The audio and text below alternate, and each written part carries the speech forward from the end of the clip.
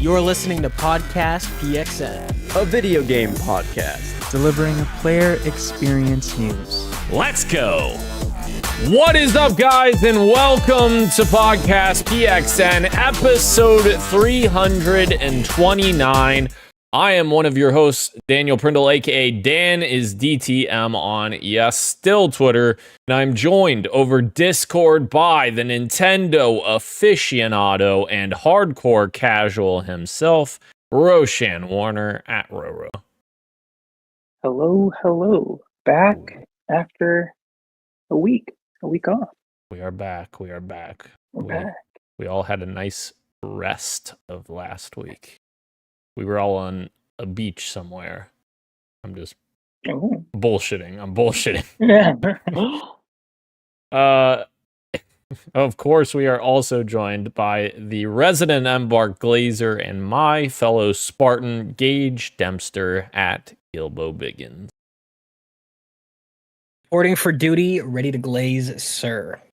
Glaze on, soldier. And thank you to everyone watching us live and participating in the chat. Just as a reminder, we are live each and every Wednesday at 8 p.m. Eastern Time on youtube.com/@podcastpxn and twitch.tv/podcastpxn as well. Guys, the topic of the show this week is the NVIDIA DLSS 5 news. We've got an announcement from NVIDIA and a little glimpse into the future. Is it a future we wanted? We're about to find out. So DLSS 5 was shown off, announced, and a lot of people had a very strong reaction to this. Gamers had strong reactions to it initially.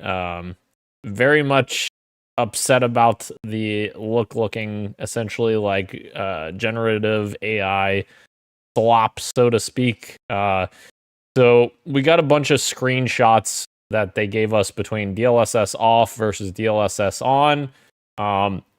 We've got stuff from Resident Evil Requiem, EA Sports FC, Starfield, Hogwarts Legacy, and a few more things. But essentially, what it boils down to is the fidelity. I think if you were looking at this and you're like, is the fidelity better with this turned on? I would think the answer would be yes, the fidelity is better, but the actual art has been seemingly lost with this turned on. It basically takes the model that's there, the 3D model, and remakes it, I guess, using the game's assets, and kind of recreates it using generative AI. And the results are definitely very weird, especially in it's seemingly worse in certain ones in particular. Like, I think Starfield is a really bad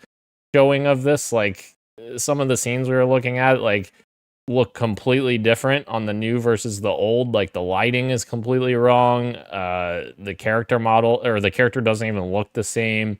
Hogwarts Legacy, I think it's like extremely disrespectful to like the game's ambiance, because like it has like this gloomy, like foggy look to it with the original game's look, and then DLSS is turned on and it's like the fucking lighting is turned up to 10 and there's no like volumetric fog, and there's no like there's no ambiance to it, that it kind of loses all of that. So yeah, like what was your guys' initial takes when we got looks at all of these images?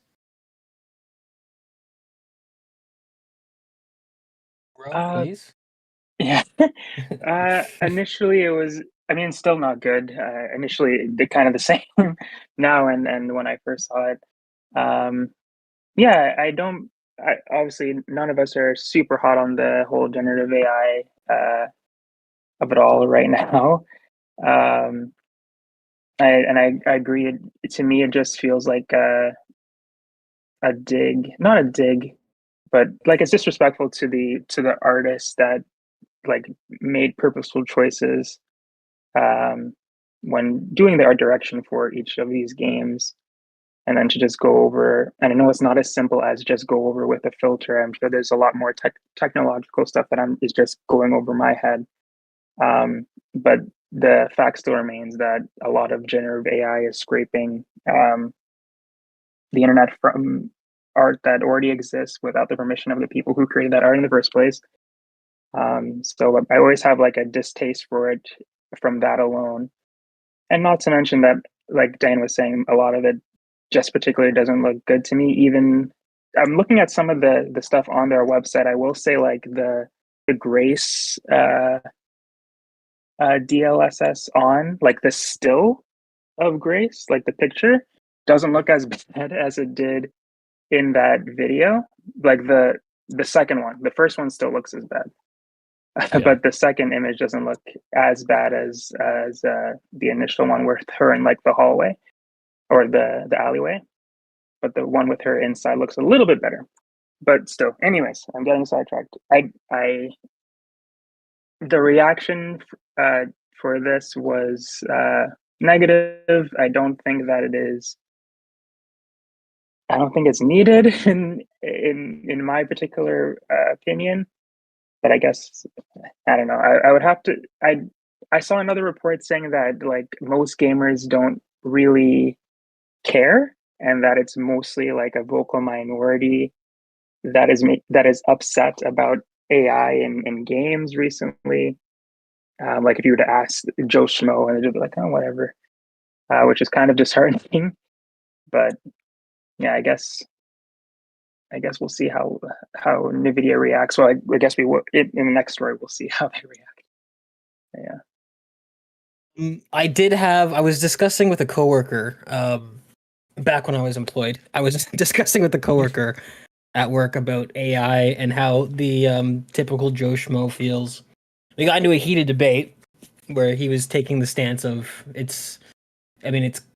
not that he's wrong, but his stance was like, listen, it's coming, it's happening. Like, you kind of just gotta deal with it. And I was like, well, this is a threat to the art community and XYZ and blah, blah. Anyways, we got to the point where we started going around asking people, all of the people that play games on the shift. And I mean, again, this is totally anecdotal, small sample size. This is not any sort of like foundational testing. There's no control, but like, I think Ro is right based on, or the report that Ro read might be right in that a lot of the people that I talk to that I get along with that I think are totally, and they love video games, they love playing it. They were not concerned with AI at all. They didn't really think about it, and it's not a big deal to them. And so I do worry that like that this is just going to happen, and this is just what it's going to be.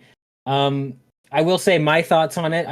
I don't like it simply for the fact. I mean, this is kind of retreading what Rose said, but like I don't know. When I look at like the picture of Grace, unmodified, I'll call it like the vanilla Grace. I don't know. Like I think of how many hours that these artists try to tiptoe on this tightrope of like making a character look as real as possible in order to have the player empathize with them, but also avoid the uncanny valley. And how many hours, tens, hundreds of hours goes into that, only to have like a filter kind of thrown on top of it. And it's hard to discern nowadays because AI is such a new, even though it's it's been in the zeitgeist for the last 6, 7, 8 years. It is still kind of new, so like there is a little bit of a murky water in terms of what it is and what it isn't. Like we're still trying to figure that out.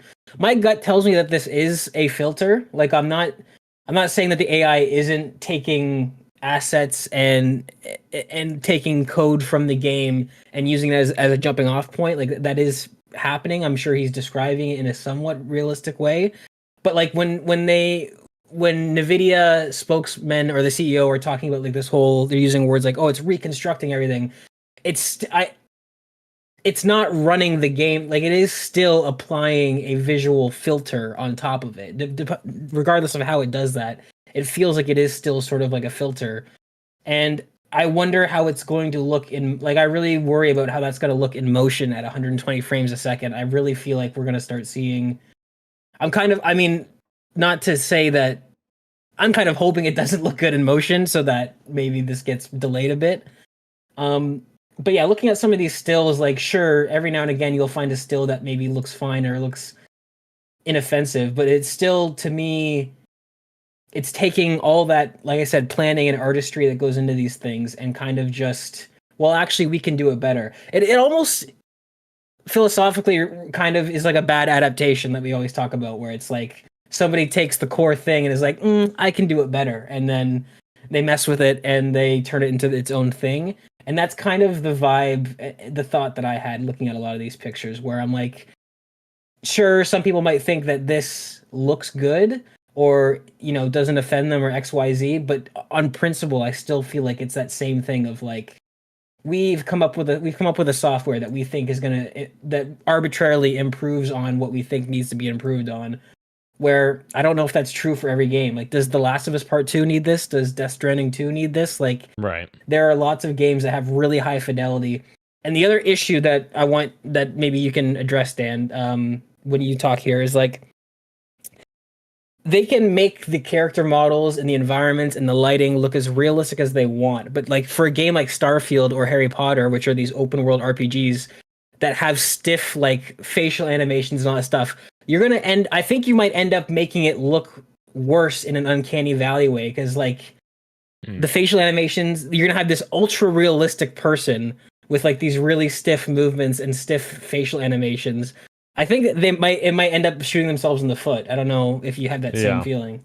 Yeah, and fuck, maybe the next evolution is them fucking changing animations too with this, which is even worse. It's like, at what point do you lose what the creation is, if how far you're going?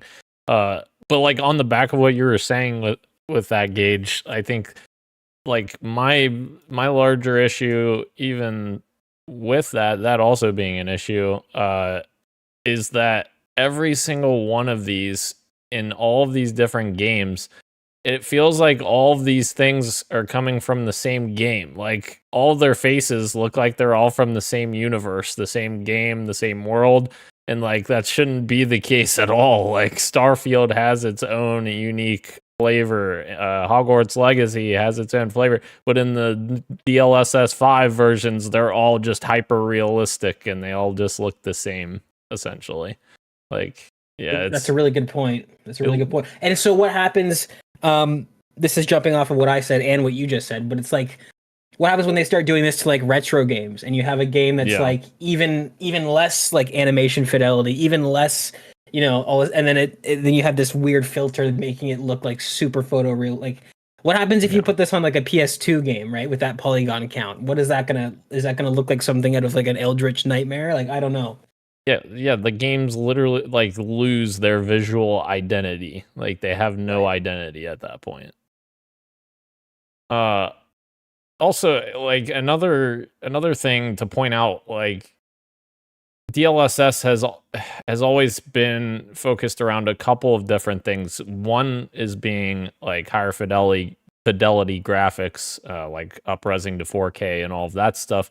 But it's also had performance side focus as well, because you can choose DLSS performance or DLSS quality, or like why are they not putting more resources into the performance side of things to use this as much as possible to leverage better performance rather than trying to alter the actual art of the game? Like that to me is like a complete lost opportunity for them to improve upon what they already created with the performance stuff. Right. Yeah, it really, it sucks that like in every facet of AI, like we've talked about this so many times on the podcast, but like it seems like this industry is always coming for art first, and even down to the minute details like what you just mentioned, where it's like we could be using AI for like processing power and performance in games and optimization, but like no, what we got to do first is we got to get rid of concept artists, and we got to now get rid of lighting artists and face modelers. And I worry that like if this becomes so widespread, which it might, because like Rose said, like I think he's right, where it's like the average gamer that's not super in the know and super, we'll say, terminally online, like the average sort of casual gamer probably doesn't care about this. If this does become commonplace, sure, like right now it might just be an additive filter, even if they don't like that word.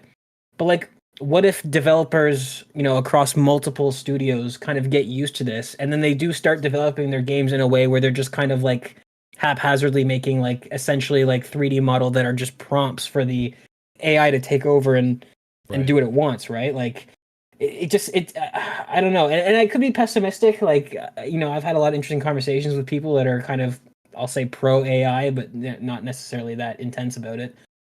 And like, yeah, there's a discussion to be had about like whether this is just happening and we kind of need to get used to it. But I do worry that like we always say, like when devs get complacent and there's not enough competition, that they take their foot off the gas. I wonder if this DLSS 5 stuff, not only is it going to be negatively impacting artists, but like will it also cause the ones that stick around either by their own motivation or by direction from higher ups to sort of take their foot off the gas and be like, okay, well, we can just kind of throw something together and DLSS will take care of it. That is worrying to me, I think, long term. For sure. Yeah. I don't think any of us want to see that. I hope that doesn't come to fruition. So then we get to NVIDIA's response from all of this. This is from their CEO, of course. At a press Q&A event at the GPU Technology Conference, Jensen Huang, I don't know, something like that. I think. I don't know.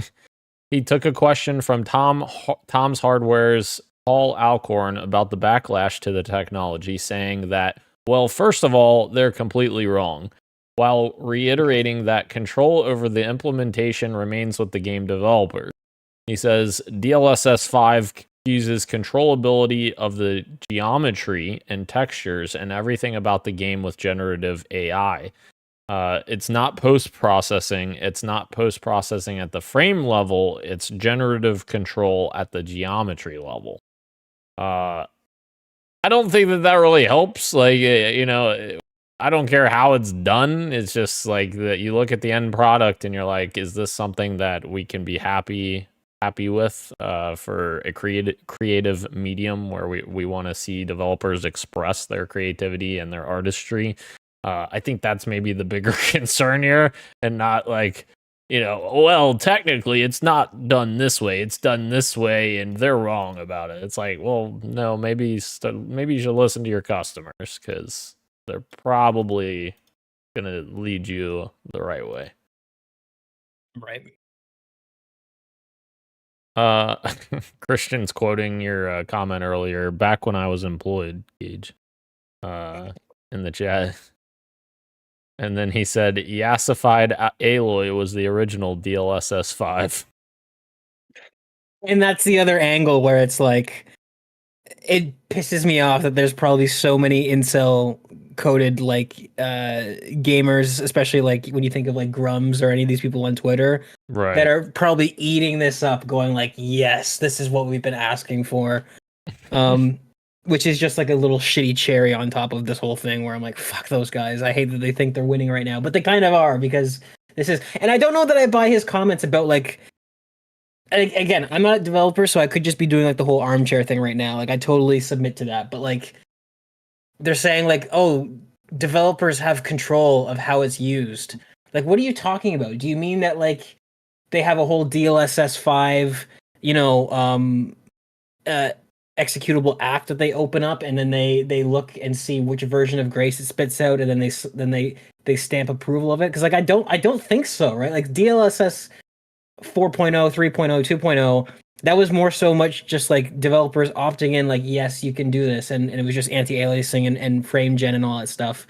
Right. But like, it's just the NVIDIA software doing its thing, and developers will just opt in as to whether or not they do that. So when he says like developers have control over how this AI system will, like, is that true? Like, or is it just studios saying like, yeah, we'll support DLSS DLSS 5.0, and then it does its thing. Like, I don't know. I'm suspicious. I'm suspicious of that. Yeah. I would suspect it's somewhat true, and maybe the developers have some level of control, but like, how much level of control are they going to have when you're, at the end of the day, putting it into a generative AI model that's just going to spit something out? So I don't know. Right, because from a like terminology standpoint, it's generative AI. It's generating itself. It's looking at the reference model and then it's doing the thing. So it almost feels like an oxymoron to say like, no, developers have control over it. Right. It's like that's like saying like developers have control over the procedural level design they did. It's like, well, sure, they have control over it in the sense that they made it, but that goes against the word procedural generate. You know what I mean? I don't know. This whole thing's weird. And I'm suspicious and cynical. I'm pretty sure there are also some reports that came out like following the DLSS 5 update that like Capcom developers and Ubisoft developers were quote caught off guard or surprised by the reveal of the DLSS, saying that they found out when we found out. So I'm pretty sure like people, the people that were probably asked about this were like people like Todd Howard or whoever is the head of Ubisoft or the head of Capcom in those divisions, and the people who actually made the game weren't briefed on it, and they found out later. But I'm assuming the comment may be true. Like in the future, devs may have a little bit more of an input on the future games, how they implemented it in the future. But I'm pretty sure like how they used it in this showing was they didn't really ask a lot of the devs permission. So it's like, hey, is it okay if we use this scene from the game that we created? Interesting. Which I don't know how they would do that. Like ask every single developer on the like. I would hope that they would like have a meeting or something. Like, okay, we're doing this thing with NVIDIA. How do you guys feel about that? But I'm sure they were excluded, and they just asked like Todd Howard's and like I said, the heads if they're okay with this. But yeah, interesting. Yeah, I did not see that. So that does add a whole lot of context. That does change I think it came things. From Insider Gaming. I think I saw it from. Okay, that changes things completely, because like that's, I mean, as it stands right now, he's completely full of shit saying that the developers have control. Now, like you said, maybe when this actually ships and comes out, maybe they give them control. I don't know how, but once again, as we were just talking about, how does that work? How does that look? Like developers having control over this, what does that mean? To Ro's point, like the verbiage there of like, oh, the developers have control. Do you mean the lead developer, like the Todd Howards, have control of like, will we turn this on or will we not? Yeah, I don't know.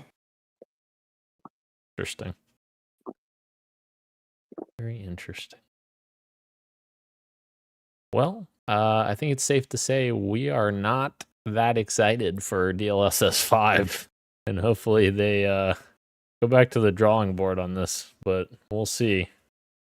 We'll see what happens. Okay. We don't have any PXN news of the week, guys. However, Christian sent in a suggestion here for us to do Two Truths and a Lie, a gaming edition. So we're gonna do a little game here, Two Truths and a Lie. Should I read Christian's 3, or should we all read our 3 and then like do we guess, or what do we? How I think we should do. I think we should do one at a time. Okay. And then it's like the three of us, or in Christian's case, the three of us will try to discern which one's Two Truths and a Lie, and then say like, and then you'll go next, and then Ro and I will deliberate and try and figure it out. Okay. And then Ro goes, and then you and I will, and so on and so forth. Okay. Well then, sounds good.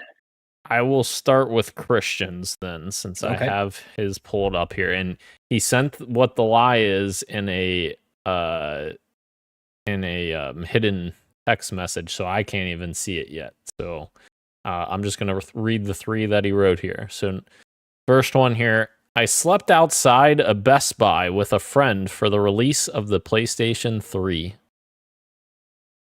And then his next one is I played through the original Halo with a stranger at a local bakery. At a bakery? I don't know about that one. I don't know about that one. Sounds so crazy. It's probably true. And his last one here, I chased down a UPS truck barefoot because I thought they forgot to deliver my copy of the original Black Ops. That sounds believable. That sounds believable. I think it's number 2. I don't know what you guys think. With Roe, that one is so pointed and so specific. It is, yeah. I think number 1 is the lie. I'm gonna guess number 1. Slept outside Best Buy with a friend for the release of PS3. You think that's I could, because you know what? Here's the problem for not Black Ops 1. What was that for the? What game is that for? No, Halo was the bakery. Black Ops with the UPS, I think. Black Ops was yes. UPS. What was the first one? He slept outside Best Buy for what? For the release of the PS3. These are okay. So he's really good. These are all some. Oh, wait a minute! But I have hang on. I have a feeling that Christian's the type of guy that goes, "I'm not doing that. I'm not sleeping outside." Hang on. Wait a minute.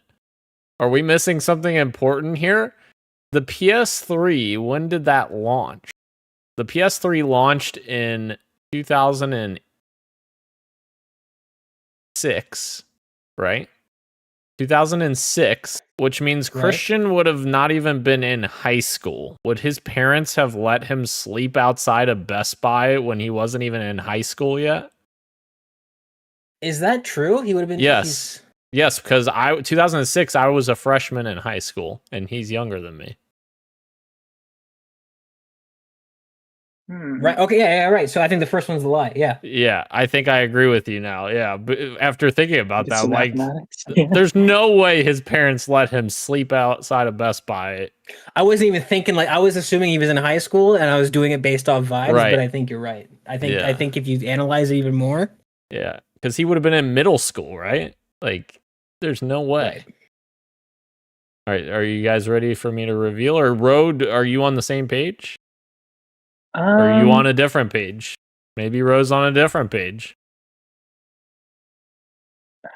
No, I'm gonna go with what you guys thought, what you guys decided as well. I think the other two are just, they're so crazy that I feel like Christian has a story for both of them. Yep. Okay. All right, here we go. Let's reveal number 1. Look at that, boys. We did it.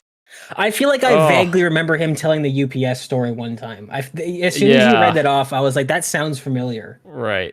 I didn't believe I didn't believe the Halo one because I didn't think he had played Halo 1 prior to playing with us. But then once we were digging into, I was like, PS3 came out when I was a freshman, and he's younger than I know that he's younger than me, so there's no way.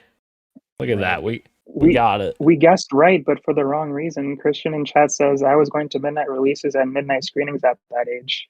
Well, yeah, but were you sleeping overnight there? That's true.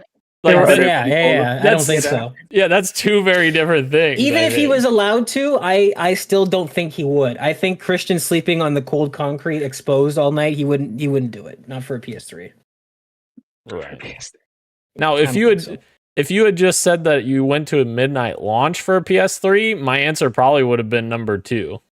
But you said slept overnight, right? Isn't that what you said? Yeah, slept outside a Best Buy for the release of PS3. Yeah. So like, yeah, that didn't seem believable. Okay. Do you want me to read mine now? Yes. Yes. Okay. Christian, if you want to play along in chat as well, you're more than welcome to. He said I met Sean Layden. I slept on the concrete in college for PSX. Well, yeah, in college, yeah. I don't think... Okay, I stand corrected. He would do that. He would do it. All right. Lock in, everyone. two truths and a lie, and they're mixed up here, so they're not in any order. The first one here, I have spent more time on Arc Raiders than Halo 3 ODST. Okay. That's the first one. The second one, I've played more Resident Evil games than Halo games. That's number 2. And then the third one is this podcast was started as a stipulation for Sean's rent. Okay. I would love to think that he's still watching this. He's like, "What the hell, man? What are you doing?" Oh,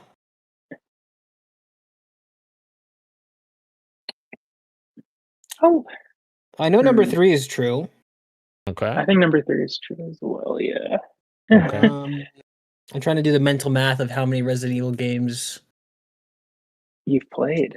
I know you've played. they And are. you've recently exposed yourself because you and I were chatting about it, and you said you haven't played a lot of the spin-offs like I haven't. So you've played 1, 2, 3, 4, 5, 6, 7, 8. Okay. You just need to do some hardcore math. But I don't know if number 1 is true. This is tough. I think. Go ahead. Sorry, there are how many Halo games? Like including like Halo Wars. Like I'm assuming you're including those games, Dan, in this like spin-offs and stuff. If it Or has are you just Halo including the main one? if it has Halo in the title, then yeah. That's what I'm saying. Yeah. And I know there's a lot of Resident Evil games as well, but I don't think Dan is playing You're right. like the older Resident Evil games, or if there are any spin-offs. Dan is playing all the Halo games, like every single. You're right. He's talking about Fire Team Raven and fucking Right. Spartan Assault and all. Yeah. You're right. Number 2 is the lie. Oh no! Wait, how did you? Oh, how wait, did you wait. word that again? You Yeah, played more what's the Resident wording? Evil games than Halo games, right? Correct. I played more Resident Okay, Evil games yeah. than Halo games. Now, before you guys lock in, do you want to hear what Christian thinks? Okay. Yes. Christian says 3 is the lie. And Glenn is also chiming in. Glenn is saying number 2 is the lie. So Glenn's agreeing with you. What was number 3? Number That 3 was is the this. rent one. Yeah, the podcast was started as a stipulation for Sean's rent. No, that is 100% true. You've told me that many times. Number 2 is the lie, I think. I think so too. And the first one was Arc Raiders, right? You played more Arc Raiders than Halo 3 ODST. Correct. Yeah, that's the first one. And I know for a fact that Dan might be doing the Dan thing where he's doing a politician-esque loophole. If he is talking about the Halo 3 multiplayer bundled with ODST, then I think he's being disingenuous. If he's not, and he actually means ODST, there's no ODST. shot you've played 400 hours of Horde mode ODST. It's not possible. Number 2 is the lie. Number 2. Okay. We've locked it in. Number 2 seems to be the consensus, and number 2 is indeed the lie. Yes. Nice. Because of all the Fireteam Raven, Spartan Assault, Spartan Strike, all the mainline games, Halo Reach, ODST, it goes on and on. He's played them all. Played them all. And I've only played one spin-off Resident Evil game, and that was Raccoon City, Operation Raccoon City, and it was fucking horrible. That's also the only spin-off game that I played, and I was like, nope, not venturing into these anymore. Yeah. Wow. That's pretty good. That was pretty good. That was pretty Well good. done. Christian says, my suggestion seems to be a nice little treat for this Wednesday. I am enjoying. We're glad you enjoyed. Thank you for the suggestion, Christian. Thank you. Kirik says, I cannot stay, but wish you an awesome stream. Thank you, Kirik. Thank you, Kirik. All right, who wants to go next? And everyone in the chat, feel free to participate. I want Ro to go next. Please, thank you. I will gladly accept your offer. So my 2 truths and a lie kind of follow a theme, which I thought might make it a little bit more challenging, but let's see if I'm right. So you guys may know me and my gaming tastes or what I don't like. So I'm going to start it off by saying I have never played a COD campaign to completion. I have never played a Halo campaign to completion. I have never played a GTA campaign to completion. Which is the lie? I already know. Fuck. I thought mine was going to be the hardest, and that's why I wanted you to go next, but that's good. I already know the answer. You know the answer? I know the answer 100%. because I played Halo, was it 1? I think Halo 1 with Ro to completion. Sure, and I thought I remembered that too. So that's one truth, but how do you know the lie? Which one's the lie? Oh fuck no! What am I talking about? That's the truth. God damn it! Never mind. Ignore me. Sorry. Fuck yeah. Sorry. We eliminated one. Yeah, I don't know what I was thinking there. I was getting excited. I was like, okay, he's got it. He's got it in the bag. I actually don't have it. Yeah. Okay, so let's talk this out. Ro, whenever we talk about Call of Duty, there's no chance. Ro had to have beaten GTA 5, I think. Yeah. Or one of them. Like, GTA is far more important to the overall gaming universe than COD, I think. Right? Sure, but Ro also marches to the beat of his own drum. Like, I don't... But like, I don't even think Ro would even, like, boot up COD. Like, I think he would probably vomit if he booted up COD. Okay. But... I know I have a feeling that Ro has not completed GTA 4. I feel like that's not his vibe. I feel like before that, Ro and I have talked about our parents before. I don't think Ro was playing GTA 3 when that came out. That's fair. Or San Andreas. That's so it's fair. 5, which I think maybe he did complete, but like none of the COD campaigns, you don't think? I don't think he's even played any COD game. You're right. Number 1's a lie. Yeah, I don't think he's even played a COD game. Oh wait. What's the wording on this? What was the wording on these again? Yeah, they're all. I've never played a blank campaign to completion. So I've never played a COD campaign to completion. Never played a Halo campaign to completion. I've never played a GTA campaign to completion. So Dan, you were right. You did have it right, and then never played in your head. Never. Right, yeah, you did. I got the wording. Okay, so number 2 is the lie. Oh, it's a double negative, so I was right. Okay. Oh, God, number 2, you're right. Fuck. Never played. You're right. Number 2 is the lie. A Halo campaign yeah, that's what you made me question myself. No, but I did word this incorrectly. Oh.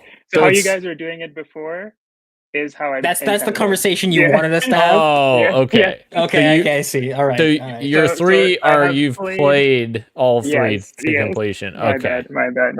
Oh, that's good. Yes. That's good. Okay. That makes sense. So I think the answer has got to be COD. He hasn't played a COD campaign to completion. That's the lie. You guys lock in that answer? I'm going to lock in that he has not played.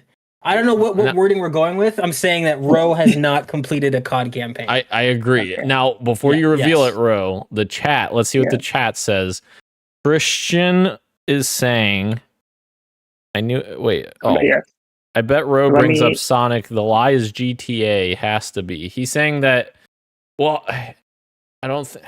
So, is your answer before we clarified, Christian, or after we clarified?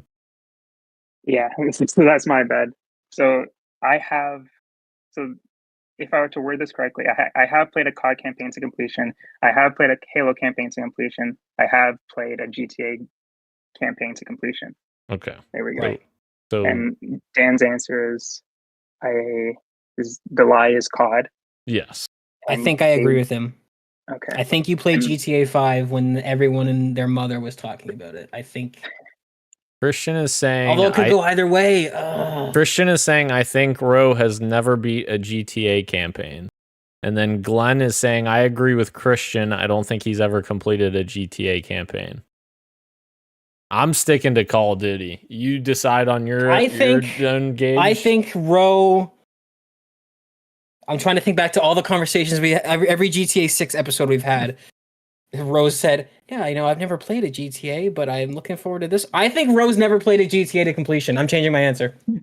You're changing your answer? I'm sticking to COD. I think he maybe played a co-op campaign with one of the earlier CODs with one of his friends. Okay. I think he was maybe roped into it. Well, let's find out.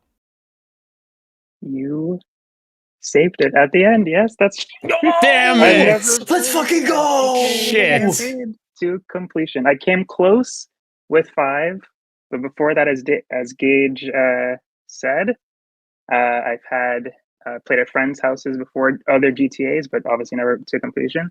But I have played.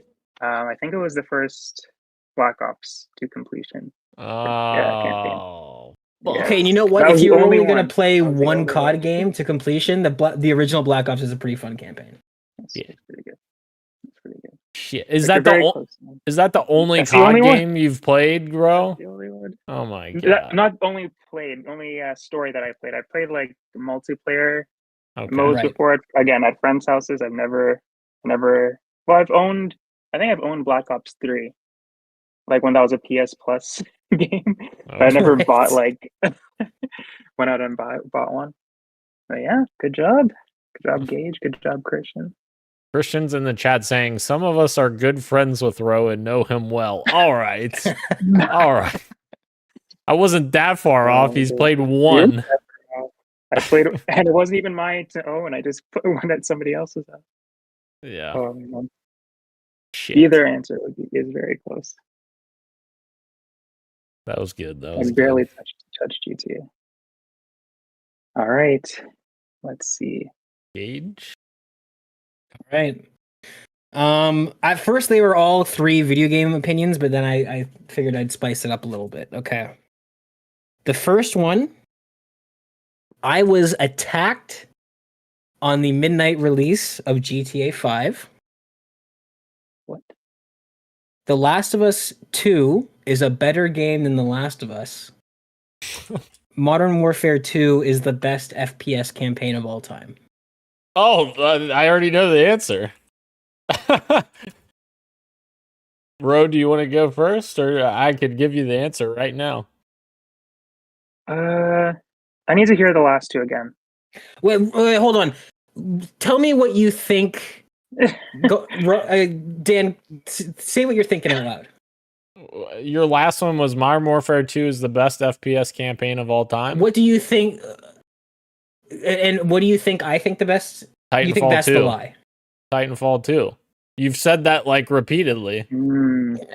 Numerous times I've heard you say Titanfall 2 is the best campaign FPS Bro, don't listen to him. ever. Guess something else, Rogue. That was right.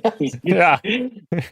That was Damn, easy. I was hoping you didn't pay attention. I mean, who knows what it is? What does chat think? And I'm pretty sure you've talked about being attacked at the midnight release for GTA 5 before as well. And actually, Last of Us 2, that's a slam dunk that you've talked about how much you like the gameplay mechanics way better of Last of Us 2 than that Last of Us 1. So, like, that was easy. Okay, wow, you locked in on this last one. Damn, I was really thinking I was going to catch you on something, but you went through the mind palace and was like, nope, incorrect. Crazy.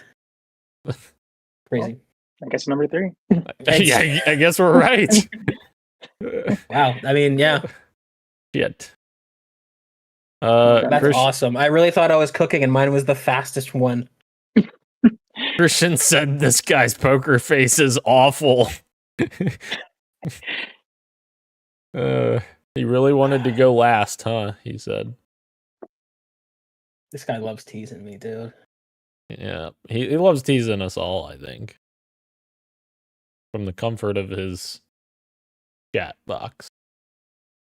Why don't you put some ice on your PlayStation, huh? Overheating.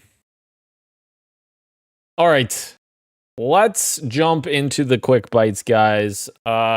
We got a look at the first major new Xbox dashboard update in a long time. It's been a very long time since they've done any kind of updates.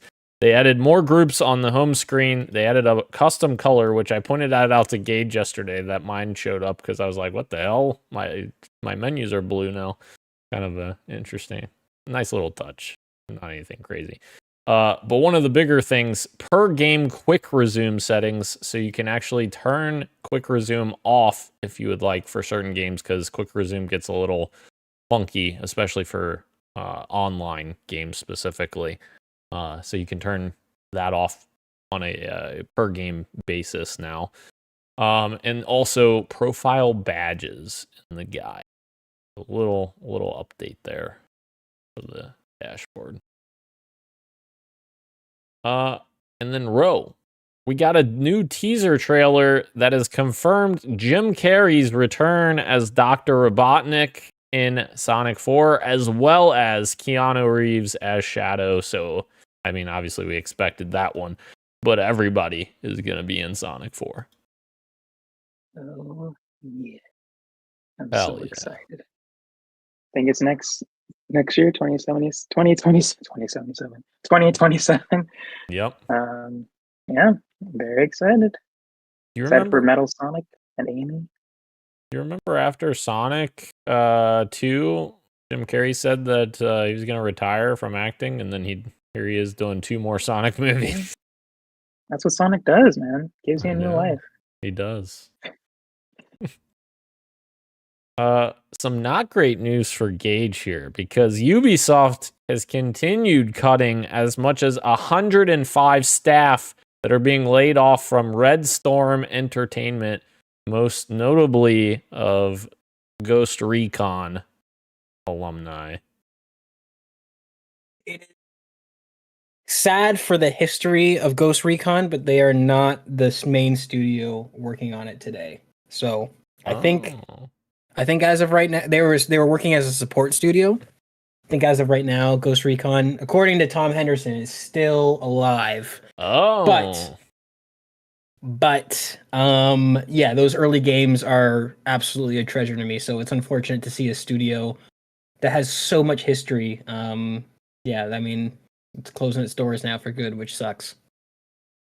Indeed.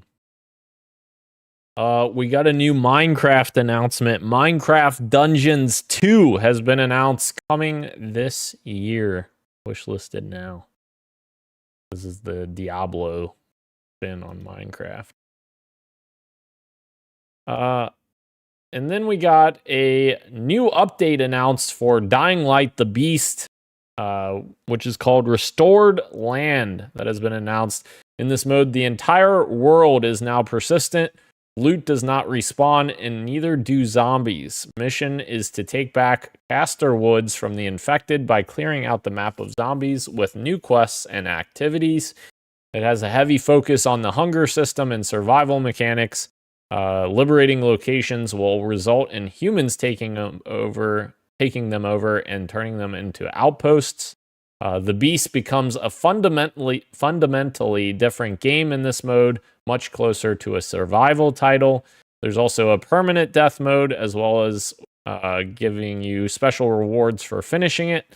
The update adds new finishers and new loot to the main game, and also a new set of vehicle challenges are here as well. Update launches on March 26th, which is tomorrow. Does seem kind of interesting. There's also apparently a hunger mechanic now too.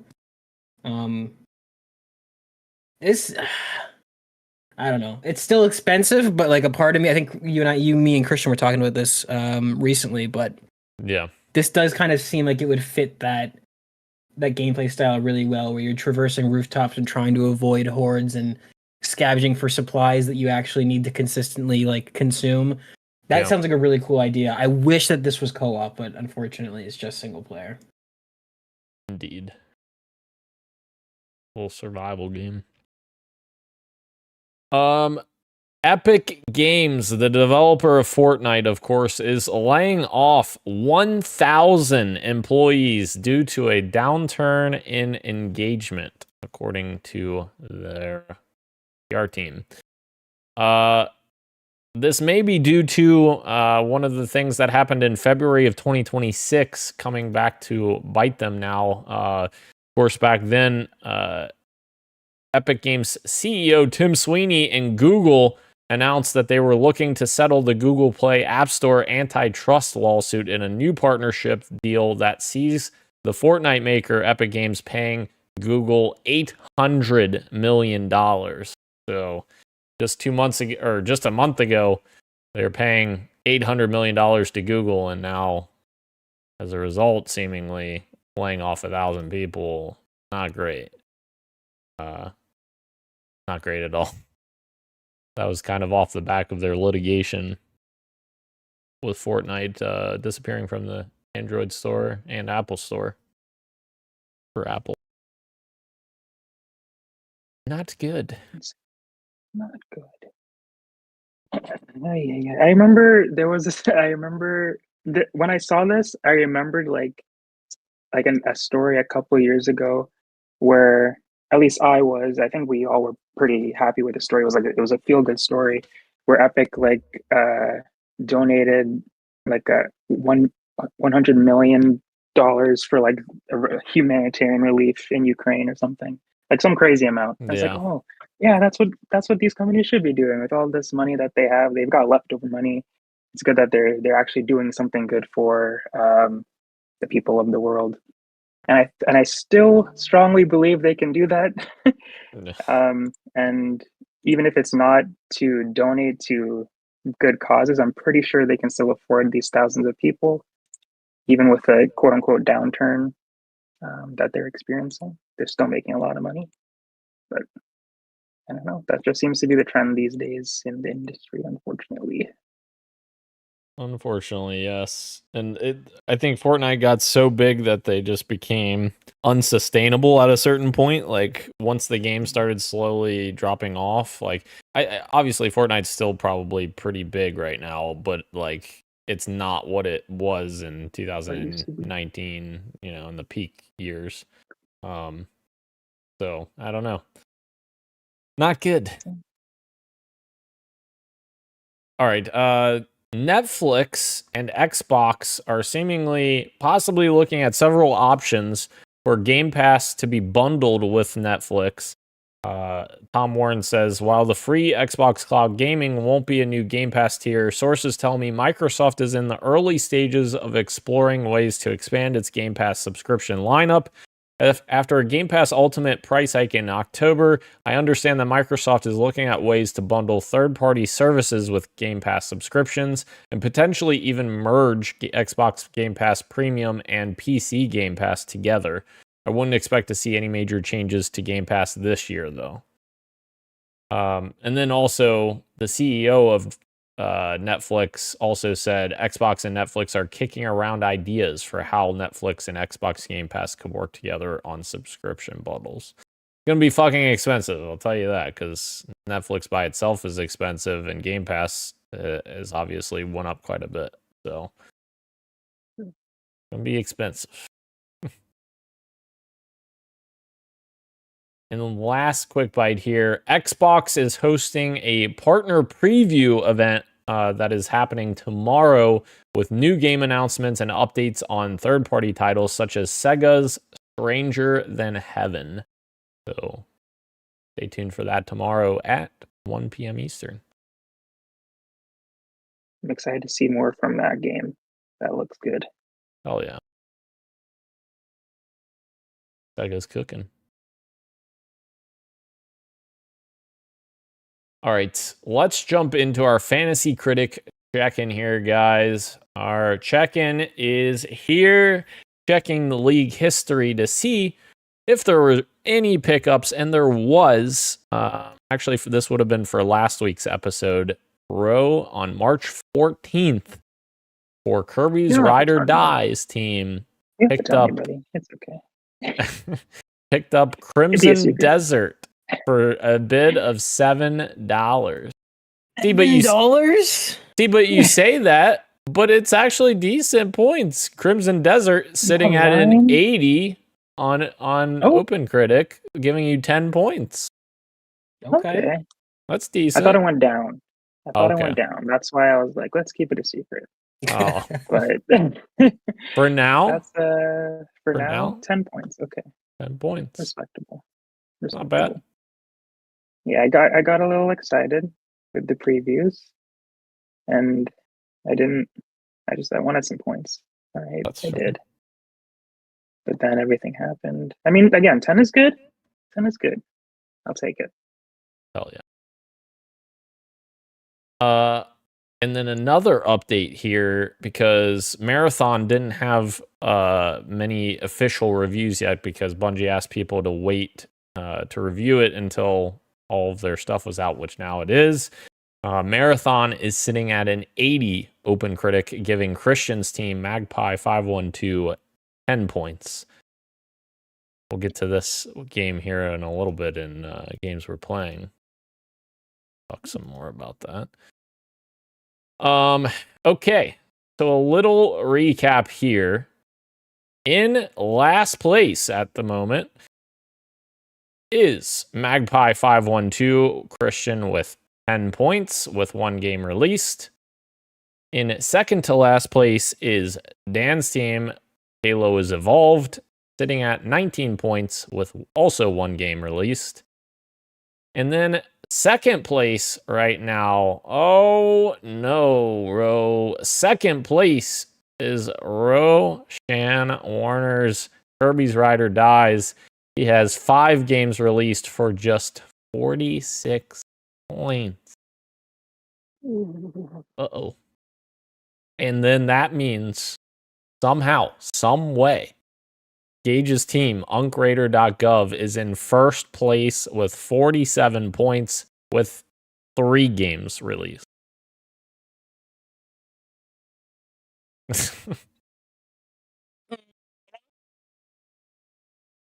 I mean, a blind squirrel finds a nut every once in a while. Oh my god.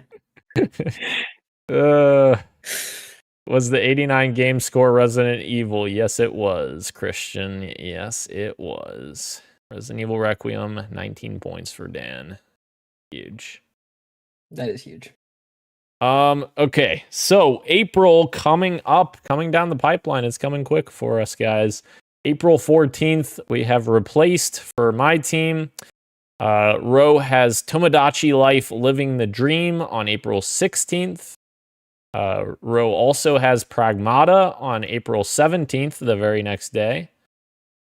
Gage has Vampire Crawlers on April 21st. And then Christian has Saros on April 30th for Magpie 512. Pretty cool. We all have a game in April coming up. We all have some stakes. Huge. Huge. All right. That being said, let's jump into what you got for me. What do I have for you from the last 2 weeks? I completed Resident Evil Requiem. Yes, you can add that to the games Dan has completed for 2026. I'm no longer a piece of shit. I won't take the slander anymore. That game is just absolutely incredible. That game is so much fun and tense, and I love how much they blended. I talked about it the last episode we were on, how much I was enjoying it at that time, and they did a really great job of combining Leon's action segments with Grace's survival horror segments, and like it fits together very nicely. And this right now is in the running for my game of the year already. Like this game, I love it. I love Resident Evil. I want more of it. It's still so good. Capcom continues to cook, continues to give us quality stuff. But I talked about that last time, so I'm going to go more into this game, which is a little game called Marathon, guys. Last night, the trio of me, Gage, and Christian played Marathon for what? 4 hours? 5 hours? Was it that long? There's no way. It was I thought it was 9:30. like 2 or 3 hours. Oh no, it was like 9:30, right? 9:30? Because I was on at 9 and said, hey, when are we getting on? And then it took everyone a little bit. I think it was like 9:30-ish, right? You might be right. And then we played till almost 2 o'clock in the morning, despite Dan having work this morning. We were having so much fun. Like, I was already enjoying Marathon playing solo, but like Marathon solo is so fucking difficult. It's not even a joke. Like, if you want to fucking go into Marathon solo, it's no joke. Although then I learned from Christian the Rook's ability is that you blend in as UESC, which I didn't know that was a thing, because I was going in as like a normal shell, like one of the normal ones, like Thief or Assassin. And Christian told me that, and I was like, what? So I'm going to have to try that in solos now. But solos is a way different beast than trios. We played, I want to say, like, what, 6 matches in a row that we didn't die. We were killing like 2 to 3 teams at least every single game we played, every single match we played. And we were not dying. We were steamrolling. We were fucking clicking. Like, the gunplay in Marathon is incredible. It still feels amazing. The Bungie feel to it, the 30 seconds of fun, it is all there. And like, it really comes together and shines for me with the trios. Like, I was having so much fun last night. Like, I honestly, like, last night kind of like reinvigorated me a little bit in terms of like my itch, I guess, for games. And like, you know, Arc Raiders did that as well. Like, Gage can attest that I've enjoyed the hell out of that game as well with him. But like, Marathon last night, I was like, I almost had tears in my eyes. That's how much fun I was having. Like, and that's not an exaggeration. Like, I haven't smiled that much that I did last night in a long time. That was just amazing. Like, every facet of it. And like, it also helps to have people that like you can communicate with and say, hey, I've got this over here. We're all looking for this. We're all looking for the same thing. So we're not looking for 20 minutes for this one key card. Like, everyone's spreading out. We're looking for it. We're like, oh, we got footsteps nearby. We were like, oh, lock in. We got to make sure we're not getting snuck up on. Like, oh, it's just so fucking fun. And it's like, kudos to Bungie for locking in on that game, because when I played the alpha, I was very concerned about that game and the state it was in. But I think that they did a hell of a job to get it to where it is today and how the game launched. So like, is it a perfect game? I don't think it's a perfect game, but I absolutely, I think it's a very good game thus far from everything that I've played, and very happy with what they've done with it. And it's very unique. Very unique. Like, Arc Raiders and Marathon are in the same genre, but they could not be two very different games. Like, you don't get the same experience playing those two games. They're very different experiences. And that's what I think people don't understand sometimes when they're like trying to compare and contrast. They're like, which one's better? Is Arc Raiders better? Is Marathon better? It's like, well, they're very different games.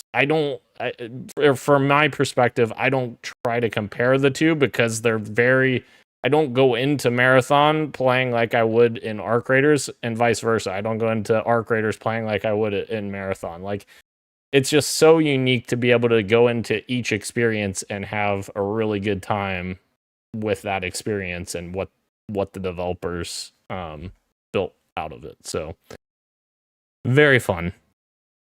Christian also says in the chat, Marathon Trios is good. Can't wait to do the PvE puzzles with you both in the later maps. Hell yes. Hell yeah. So that is my rant. Hell yeah. So fun. It almost brought Dan to tears is one hell of a back of the box quote that they could put on there. Right. It was so fun. It brought me to tears. It did. Honestly, it nearly brought me back to life. Like, yeah. Oh, yeah. I could not replace. I lost so much sleep last night. I could not replace the amount of happiness that I got out of playing. Yeah, it was awesome. Love to hear it. But that is all I have. Bro, what you got? Yes. So my first game that I have been playing was recommended to me by Christian. I finally played Karen, I think is how I would say this, or Kyren. And it is a rock climbing simulator game. It's also like an adventure story as well. But the main crux of it is that you play as a climber named Ava, and you're trying to climb this mountain called Kami. And no one has ever reached the top before, but your Ava is determined to reach the top. It's like all that she lives for. And as the story continues, you see what she's leaving behind, what she's willing to sacrifice to reach the top of the mountain. And there's like some other characters that you meet along the way. But the main gameplay loop is that you control like the left arm, the right arm, and the 2 feet, and you have to place them very carefully as you climb, trying to grab onto specific spots on the face of the mountain, hoping for like a good ledge or a crack in the mountain to get a good grip. God forbid you hit your hand in the wrong spot and slip and fall. But it's very like methodical in how you move. It looks a little janky sometimes with how you're posing her, but it's good for the freedom and how you're supposed to think to get to the top of the mountain. And I'm just going to read what I wrote here on Backlogged, because I write a little bit better than I speak sometimes. So I'm going to just read my review. I said, played this game on Friends Rec and was not disappointed. Karen has a very simple gameplay, but making your way to the top of the summit is anything but. The amounts of tense moments after placing my foot in the wrong position, starting to lose my stamina, panicking, and just barely reach the edge, or by the grace of God recovering, are too many to count. However, just as often, those missteps would send me plummeting down the face of the mountain, undoing a half hour of progress. Like Ava, that never deterred me, though. I had to reach the summit. She wouldn't let me quit. After 77 falls and 11 deaths, I finally made it to the top, and it was absolutely worth the climb.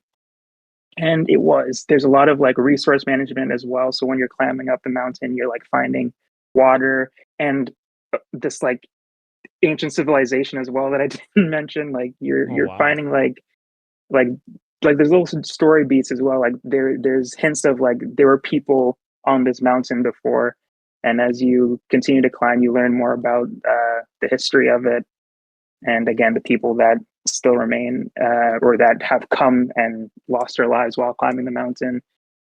So there's a lot of really cool exploration storytelling as well. But again, even though the gameplay is super simple, it's like really engaging and fun, because every time you fall down, you're like, I could have done that better. You never get mad at the game. You get mad, but you're never like, it doesn't feel unfair. So it keeps you like in that loop. It's like, okay, I'm going to try this route next. And by the end of it, once you reach the top, you can literally see the route that you take since you started. So like show a path of where you fell and where you decided to take a different route. And yeah, it was a really good game. I'm really happy that Christian recommended it to me, because I don't think I would have played it otherwise. But yeah, and the ending is incredible. It's a great, like when I say it was absolutely worth the climb, I mean it. Like how the game ends is like super beautiful, and why indies rock, man. Indies are so good. Indie games are amazing. Yeah, that's it for me on Karen. And the other game that I played. One question about Karen. Yeah. If you fall and like miss a grab, like and fall to your death, do you have to replay the whole climb, or does it stop or put you at a certain point? It puts you at a certain point if you saved. Oh, so there's like there's like different there's a particular name for it, but you basically set up camp at these certain areas where you take this resource that you found in the mountain, like say you found like some water or some dandelions, you set up camp and you rest there, bandage up your arms, cook to prepare yourself for the next bout of climbing until you save again. So like say I saved and then I started climbing, I'm climbing for 30 minutes. and I see the next save point, but I don't make it and I fall all the way down, then I'll start from that last save point. So essentially 30 minutes gone. But if I didn't save like an hour ago, it's not going to spawn me at the save point that I passed unless I saved it. Okay. See if that makes sense. Yeah. So like if I saved lower down the mountain and I pass a save point without saving, it's going to send me back to the last time I saved. Yeah. Damn. Yeah. The game got a little bit more forgiving as you get higher, just from a story perspective, where you didn't have to save as much. But as you're reaching those points, you definitely need to make sure you're taking your breaks and eating and all that stuff. Oh yeah. Yeah, the other game that I played was, I just played it today. It's Tomodachi Life, the demo. Not much to say about it just yet, but I'm having a good time. It's very weird. I never played the original, but as an Animal Crossing guy, as I like these sim type games. It's not super similar to Animal Crossing. I would compare it more to The Sims than Animal Crossing. But I'm going in there making myself, making my girlfriend, making like manga characters that I like, my sister, and just seeing them interact with each other. And surprisingly, like once you create the character, they give you like a little blurb of what the character's personality is like. And so far, they've kind of nailed everyone that I've made, and it's really weird. Like for myself, it got me pretty well. Like they said he's a daydreamer. He takes things at his own pace. He gets lost in his thoughts pretty often, but that's where his best ideas come from. Is like, oh, that's kind of me. And then they did one for my girlfriend. It's like she's super caring, puts her friends first, and I was like, oh, it sounds generic, but like how they word it's literally the person that I made. Like even the manga character as well, who is not a real character, by the way, not a real person. I just like made them look like the person, kind of shifted some small personality traits, and then it came out. I was like, that's pretty similar to the character in the book. So I thought that was really interesting. I don't know how they're nailing that so far. And I've seen a lot of other people say similar stuff when they're making their characters. But yeah, I'm excited for the full release. The game saves will carry over to the full game. So yeah, I'm excited to bring that over and just continue my playthrough there. Hopefully I'll have more to say next month when I play the full game. Oh yeah.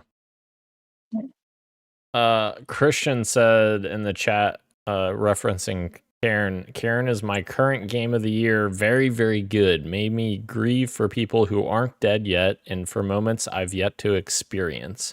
You can free solo the mountain in the hard difficulty. Sometimes you'll place a hand on the wall and a message pops up, last saved 17 minutes ago, making it tense knowing that you need to succeed at every hold for the next several meters. Yeah, that's so true. Yeah. Yeah. When the timer comes up, sometimes like, oh, 40 minutes ago, got it. Okay, yeah. It's like, and it's sometimes not even because I've been climbing for a long time, but I'm just like been in this one spot trying to decide where I should go, and that kind of just adds on the timer. And it's like I haven't really made it that far up the mountain. I'm just trying to take it slow. But yeah, that timer does scare you, especially when you're getting a little bit higher. Hell yeah. All part of the thrill of the climb. Yes. Gage, what you got? What do I got for you? I think, just Marathon. Arc Raiders, obviously, always. We're getting close to 700 hours. I think I'm at 685, which is insane. Still thoroughly enjoying the core gameplay mechanics, and that game does so much right on the sticks. It's fantastic. But I was convinced to buy Marathon for the lads, and I did. And we had a hell of a session last night. It's very fun. I agree with you most when you say that they've got that 30 seconds of fun, sort of that gameplay loop nailed down. It does feel, the gunfights, the gunplay in general feels incredibly satisfying. It's a very good game. A lot of the issues I had with it in the beta and the alpha, I still have with it. I'm not sure. Obviously, the lighting and the optimization is much better, so I'm not going to say that the game is the exact same. But my ears do kind of peak up a little bit when you say that the game is in a much better place, because I'm wondering like how much was changed. I don't remember the alpha and the beta that much, to be fair. But to me, like a lot of the things I didn't like then, I still don't like now. Which is just that the art style doesn't really do it for me. I think navigating the menu UIs, especially the skill tree, I might get used to it more as I play, which fair enough. Like it could just be that I'm a new player, but a lot of these menus don't really. It's a very strange thing. Like they've got a black background, and the skill tree specifically, it's like a black background with like a dark gray foreground on the things you can click on, and it doesn't. I don't know. A lot of things don't work for me visually in this game. A lot of the weapons, like if you go to the whole weapon page where it shows all the guns before you can click on them and like look at their skins, so many of the guns kind of look the same, and that's because in my opinion, they've backed themselves into a corner with having everything be blocky and like rectangle. So like, I don't know. I've noticed that when I'm playing it, even though I'm having fun with the boys and the gameplay, like I said, that core gameplay loop feels good and the gunplay is fantastic. It's crunchy. I have yet to be invested in the way that like in Arc Raiders, we were doing our quests and we were, you had a bunch of shit in your backpack and you really wanted to get out. I have yet to sort of like connect with like the loot that I'm finding and what should be saved for end game and what shouldn't be. But that is kind of par for the course for getting into any extraction shooter. So it could just be early hours and a lot of those opinions will change. I don't think the art style will though. It's not really. It's interesting because when I'm in the world, I think the environment, it works a lot better for the environment. But for the player models and especially the AI of discerning what's what, like it's a little bit confusing and almost claustrophobic. It feels like. But to Dan's point, the game is a blast when you have a trio, and this is what Christian was saying too as well. But I can see already that if you were playing this game solo, it would probably be like a relentless sort of like onslaught of just trying to not aggro anything you see. And that's like, I don't know if that is really this game's strong suit. I think this game feels the best when you are in the middle of combat. And it does feel great. The combat feels good. When we were wiping teams, those first like 5 or 6 matches we had where we were just going win after win after win, it felt awesome. It felt really good. So I think the classic Bungie gunplay, that studio has a talent for that, for making guns feel good and for making gunfights. And and it was interesting. I know there's a lot of talk about the TTK in this game. I think it actually feels pretty good where it is. I don't know what you think, Dan, on that, but I saw a lot of arguments online about people wanting it to be a little bit longer, people wanting it to be a little bit shorter. If I had to go one way, I would say I feel like on principle I would say go longer, because I feel like there's so many games like Battlefield and Call of Duty that have quick time to kills and not a lot of games that have long ones. But I think it feels really good where it is. Like you can kind of trade. You can trade shots, and like even if you get snuck up on, like you can kind of sprint around a corner and slide. You and I were both spectating Christian, who was like 1v3ing 2 different teams, and he was able to make some crazy plays happen just from repositioning and knowing when to attack and when to fall back. So I definitely don't want them to mess with that too much. I think the TTK is in a really, really good spot. Yeah, I think when I was playing it solo, I was on the side that I feel like it's too quick and it needs to be longer TTK. However, after us playing trios, I think that it feels really good. I agree with you, because I think part of the problem with playing solos was I was playing with such low loot that I didn't really have any shields or anything. Like, and if I had a shield, it was just like a basic shield. So like once you get to like your blue tier shields and that kind of stuff, I think that the TTK feels fantastic. And like we haven't even found, or I haven't even found the next level up from that in shields. So like, yeah, I feel like the TTK is in a good spot. and after our session last night for sure.